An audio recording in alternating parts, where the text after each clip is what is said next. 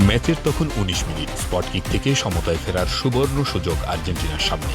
এই সুযোগই কিনা মেসি কাজে লাগাতে পারলেন না।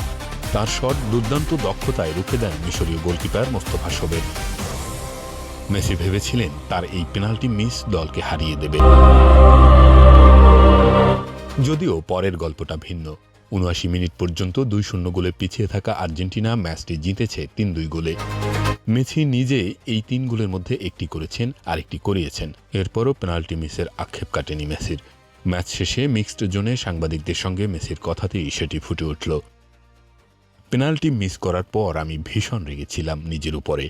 যেভাবে আমি শটটা নিয়েছি তাতে আমার মনে হচ্ছিল আমি পুরো দলটাকে ডুবিয়ে দিলাম। কোয়ার্টার ফাইনালের দলকে তোলার পর মেসি আরও বলেছেন, ২-০ ব্যবধানে পিছিয়ে পড়ার পর ঘুরে দাঁড়ানো সহজ নয়। পরবর্তী রাউন্ডে যেতে পারি আমি খুশি। ফার্ম ফ্রেশ পাস্তুরিত তরল দুধ,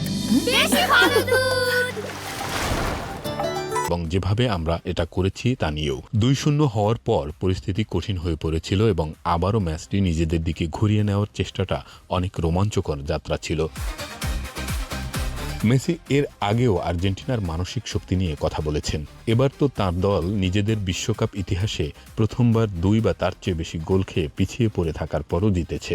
স্বাভাবিকভাবেই দলের হার না মানা মানসিকতার কথা আবারও বলেছেন মেসি। এই দলটা আরও একবার প্রমাণ করেছে, যা আমি অনেকবার বলেছি। আর আমি এটা জানি কারণ আমি ওদের চিনি। আমি জানি ওরা কিভাবে কাজ করে। এই গ্রুপটি লড়াই করতে বা বিশ্বাস রাখতে জানে। ওদের পাশে থাকাটাও আমার জন্য একটা সম্মানের বিষয়। আমরা যে কোনো দলের বিরুদ্ধে লড়াই করব।